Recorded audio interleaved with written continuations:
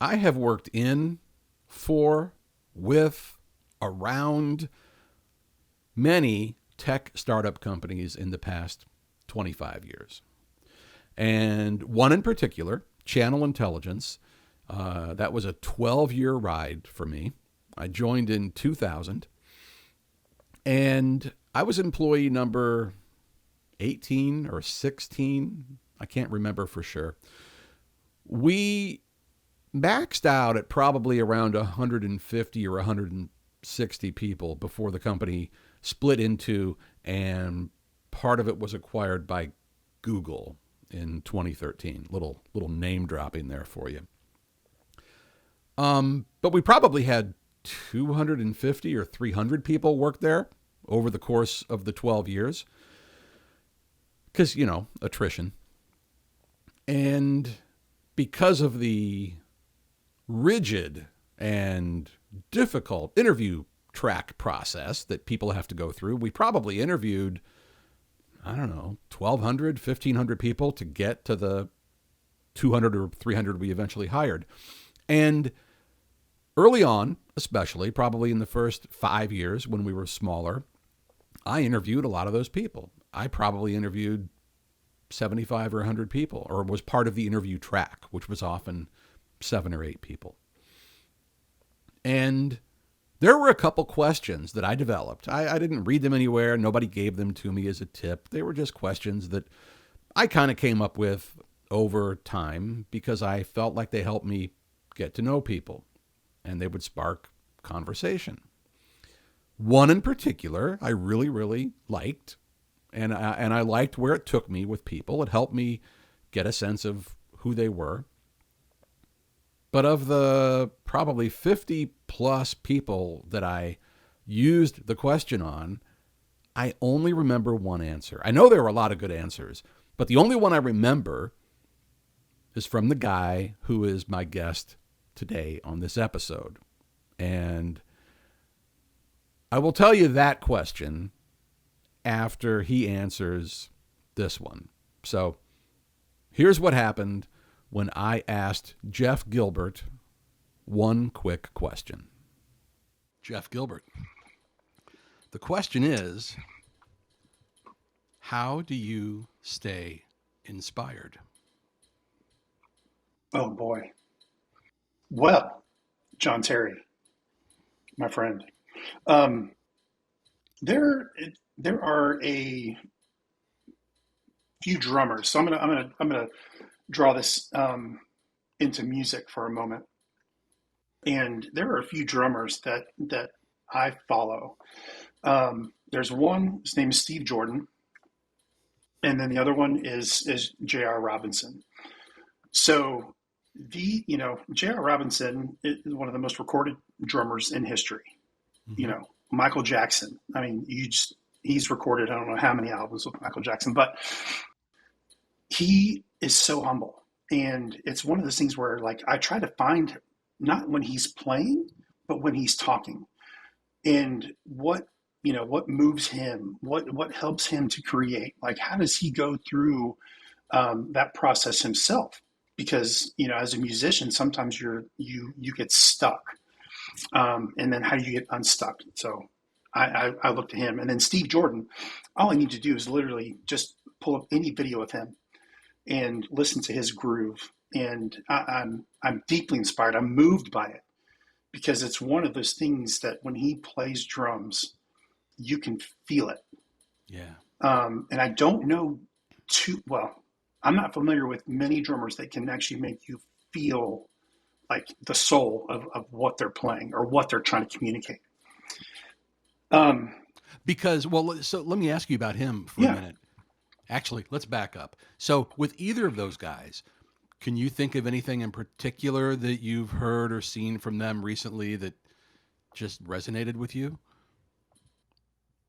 yeah. So J.R. Robinson actually was on a podcast recently, and he was talking about I think it was "Bad" by Michael Jackson, and they're in this studio in L.A. I think he was 23 years old when he recorded that album with Michael, and Ray was the producer of the record, and they already did a couple of takes, and it just wasn't like he said. It just wasn't magic.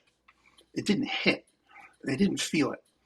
And so the producer came in and started chatting with him, and he goes, "Can you play a drum intro that will last for centuries?" Now, that's not the right word, but like it will have such an impact that it'll last for centuries.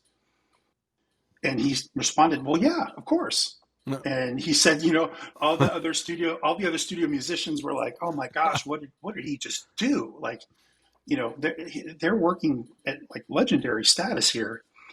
And he thought to himself, and quietly he said, "What did I just do?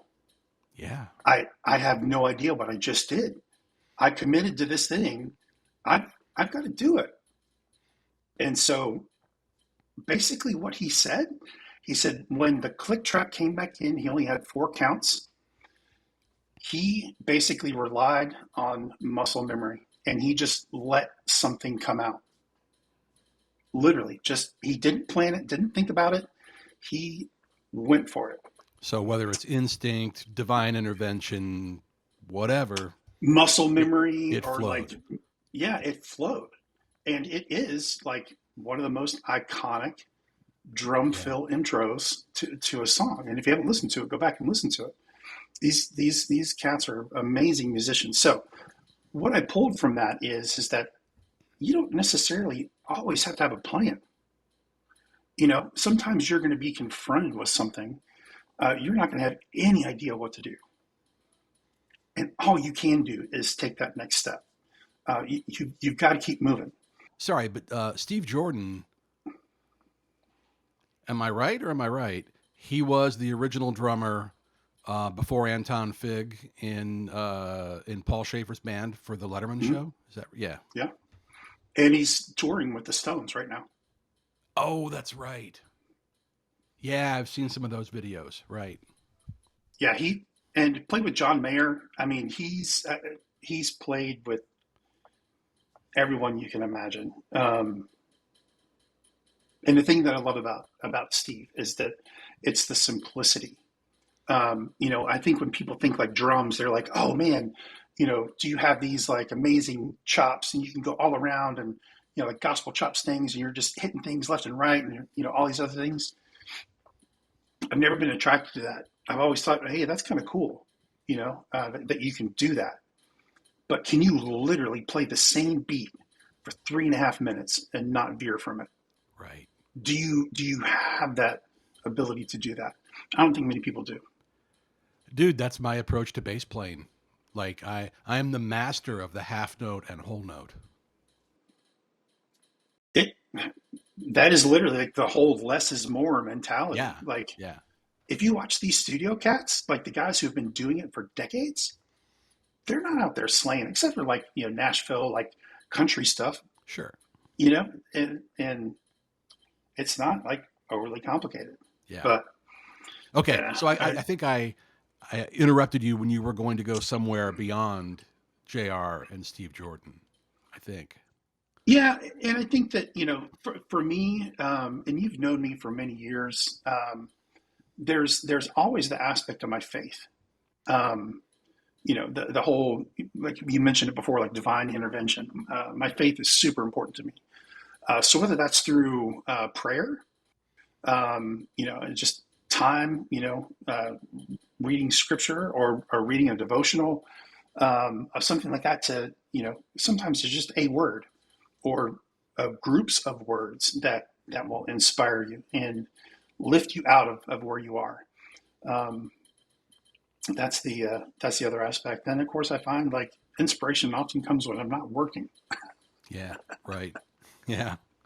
What's it like when you look out from behind the drums and see a bunch of people who can't feel the two and the four?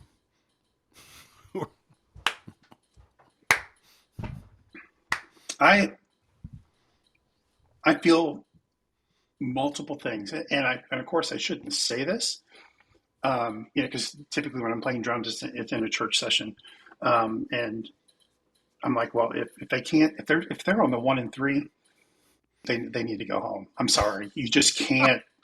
You can't. Yeah. But I know that I know you don't really mean that, but he did create them kind of on purpose. I think of them as kind of like the Carltons, from Fresh Prince, like just they just have right. this desire. They can feel it, and they want to move, but it's just not the natural 2 and 4. Um, Yeah. but I do have compassion. Now, what you should have asked was probably like, what do you do like when somebody shows up with tambourine and they're not playing, Oh man. in tempo, or they're not like completely distractible. Yeah. But we don't have to go there. Also, yeah, but what is it about the tambourine that people think it's easy, but it isn't? It really No. isn't. It it makes a lot of unwanted noise in the wrong places if you're not Yeah, deliberate. it is literally a live click track. Yeah. And if it is off, or if it's not syncopated, if there's no purpose behind it, just you're Yeah. kind of just moving around and you're shaking what are the jingles? I don't even know what they're called. I Like was going to ask you. I don't know. Yeah. the jingles and the tambourine. Um, yeah, whatever What those are are. they I called? guess we'll have to look Oh, it up. I'll have to find that out. All Um, right. yeah, super distracting. Geoff Gilbert, thank you so much for Yes. doing this. Like I told you before I started recording, I was so excited when you popped up on the calendar. Oh man, me too. And of course, any opportunity that I get to spend with you, my dear friend, and I would, say mentor, as well. Yeah. Yeah. See, you've had that influence on me, because it's not just, it's not mutually exclusive. So I'll turn Well, it back on you. I'm sorry. You didn't mention me with JR and Steve. No, no, no. But that's for the next podcast. For the next podcast. All right, man. Thank you. And I love you. Love you too, man. Everybody should have a Geoff Gilbert in their life. Don't you think? What a swell guy. I'm grateful for that guy. If you look down below in the description, I have included a link to an interview with JR. I'm not sure it's the same one that Geoff saw, but it is one where he talks about the recording session for Rock With You. And I also will include a link to some cool Steve Jordan thing. I don't even know what yet, but it'll be there because he's a cool, interesting guy and a great musician. Okay, right. The job interview question that I remember Geoff's answer to after 20 years, I checked. It was the summer of 2003 when I interviewed him. And I don't know that I ever asked it the same way twice, but this is the spirit of it. It went something like this. Let's assume that every job in the world pays the same amount of money. Whatever amount it is you need personally to take care of your family, live the life you want to live, be comfortable. Whatever that number is, let's pretend every job pays the same amount. What would you do?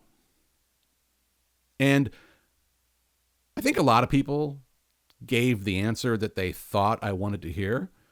And it would often be related, either something related to their current profession, or it might be, I would just keep doing exactly what I'm doing because I love, which, might be true for some people.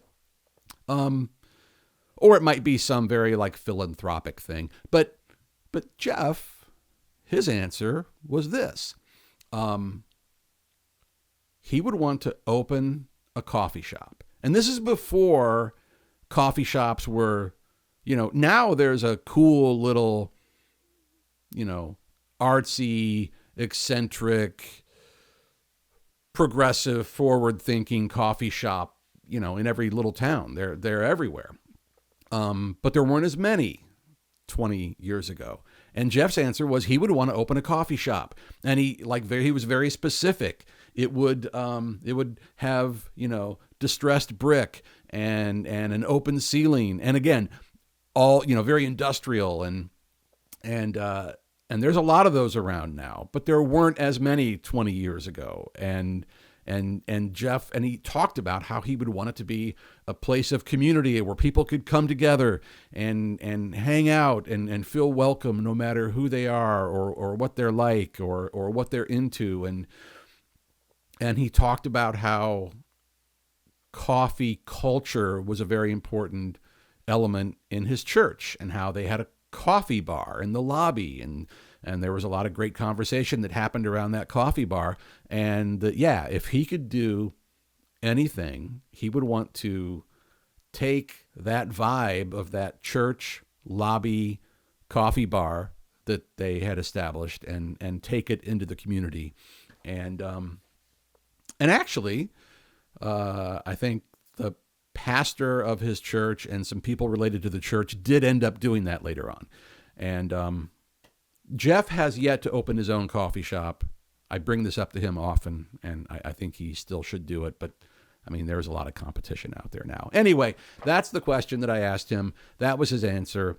And yeah, that's one that I've hung on to and remembered all these years later. And yeah, that's it for this episode. I need to start doing this part that I'm about to do at the very beginning, because I know nobody watches until the very end. Like, if you're seeing this right now, this means you're a fan anyway, or a friend.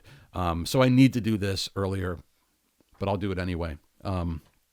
Subscribe. Would you please subscribe? I mean, if you like this, if you think it's a cool thing, just click the little button and tell somebody. Send a link. If you think it's cool, somebody else you know in your world will also think it's cool. All right, this has been a really long episode. I need to get out of here. See ya. Oh, I was going to say it this way this time. Keep it gritty.